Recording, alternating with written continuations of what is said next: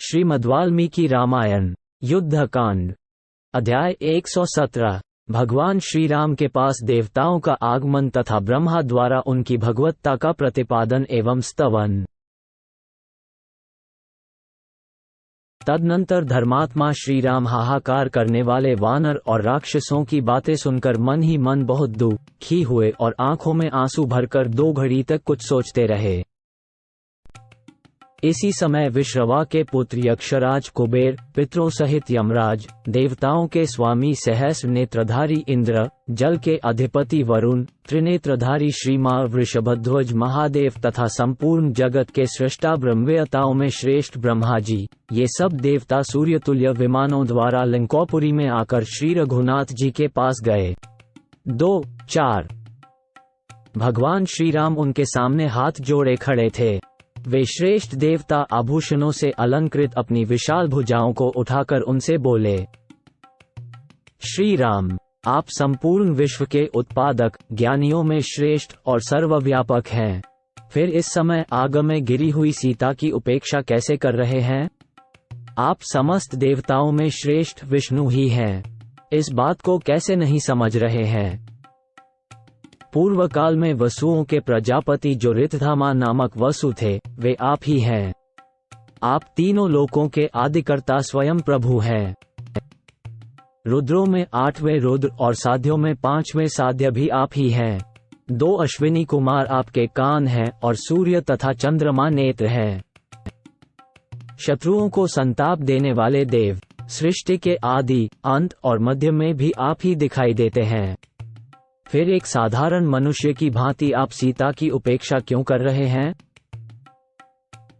उन लोकपालों के ऐसा कहने पर धर्मात्माओं में श्रेष्ठ लोकनाथ रघुनाथ श्री राम ने उन श्रेष्ठ देवताओं से कहा, देवगण, मैं तो अपने को मनुष्य दशरथ पुत्र राम ही समझता हूँ। भगवान, मैं जो हूँ और जहाँ से आया हूँ, वो सब आप ही मुझे बताइए। श्री रघुनाथ जी के ऐसा कहने पर ब्रह्मवेताओं में श्रेष्ठ ब्रह्मा जी ने उनसे इस प्रकार कहा, सत्य पराक्रमी श्री रघुवीर, आप मेरी सच्ची बात सुनिए। आप चक्र धारण करने वाले सर्वसमर्थ श्री मां भगवान नारायण देव हैं, एक दाढ़ वाले पृथ्वीधारी वराह हैं तथा देवताओं के भूत एवं भावी शत्रुओं को जीतने वाले हैं। रघुनंदना, आप अविनाशी पर ब्रह्म हैं, सृष्टि के आदि, मध्य और अंत में सत्य रूप से विद्यमान हैं। आप ही लोकों के परम धर्म हैं।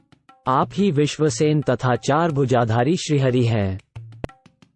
आप ही शार्ंगधन्वा, ऋषिकेश, अंतर्यामी पुरुष और पुरुषोत्तम हैं। आप किसी से पराजित नहीं होते। आप नंदक नामक खड्ग धारण करने वाले विष्णु एवं महाबली कृष्ण हैं। आप ही देव सेनापति तथा गांवों के मुखिया अथवा नेता हैं। आप ही बुद्धि, सत्व, क्षमा, इंद्र निग्रह तथा सृष्टि एवं प्रलय के कारण हैं। आप ही उपेंद्र, वामन और मधुसूदन हैं।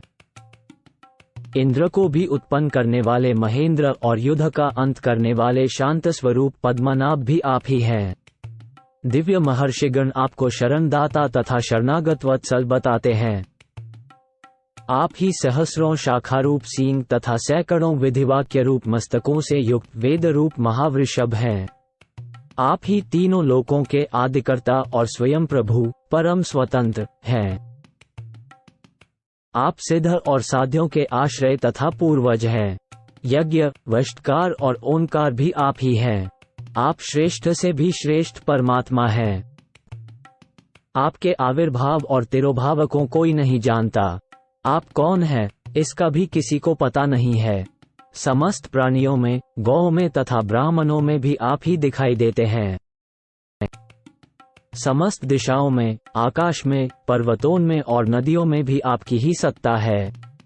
आपके सहस्रों चरण, सैकड़ों मस्तक और सहस्रों नेत्र हैं। आप ही संपूर्ण प्राणियों को, पृथ्वी को और समस्त पर्वतों को धारण करते हैं। पृथ्वी का अंत हो जाने पर आप ही जल के ऊपर महान सर्प, शेषनाग के रूप में दिखाई देते हैं। श्री राम, आप ही तीनों लोकों को तथा देवता, गंधर्व और दानवों को धारण करने वाले विराट पुरुष नारायण हैं।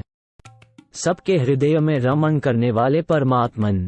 मैं ब्रह्मा आपका हृदय हूँ और देवी सरस्वती आपकी जिह्वा है। प्रभो, मुझ ब्रह्मा ने जिनकी सृष्टि की है, वे सब देवता आपके विराट शरीर में रोम है। आपके नेत्रों का बंद होना रात्रि और खुलना ही दिन है। वेद आपके संस्कार हैं। आपके बिना इस जगत का अस्तित्व नहीं है। संपूर्ण विश्व आपका शरीर है। पृथ्वी आपकी स्थिरता है। अग्नि आपका कोप है और चंद्रमा प्रसन्नता है। वक्ष स्थल में श्रीवत्स का चिन्ह धारण करने वाले भगवान विष्णु आप ही हैं। पूर्व काल में वामनावतार के समय आपने ही अपने 3 पगों से तीनों लोक नाप लिए थे। आपने अत्यंत दारुण दैत्यराज बलि को बांधकर इंद्र को तीनों लोकों का राजा बनाया था। सीता साक्षात लक्ष्मी है और आप भगवान विष्णु हैं। आप ही सच्चिदानंदवरूप भगवान श्री कृष्ण एवं प्रजापति हैं। धर्मात्माओं में श्रेष्ठ रघुवीर, आपने रावण का वध करने के लिए ही इस लोक में मनुष्य के शरीर में प्रवेश किया था। हम लोगों का कार्य आपने संपन्न कर दिया। श्री राम, आपके द्वारा रावण मारा गया। अब आप प्रसन्नता पूर्वक अपने दिव्य धाम में पधारिए। देव, आपका बल अमोघ है।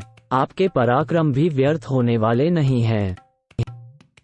श्री राम, आपका दर्शन अमोघ है। आपका स्तवन भी अमोघ है तथा आप में भक्ति रखने वाले मनुष्य भी इस भूमंडल में अमोघ ही होंगे।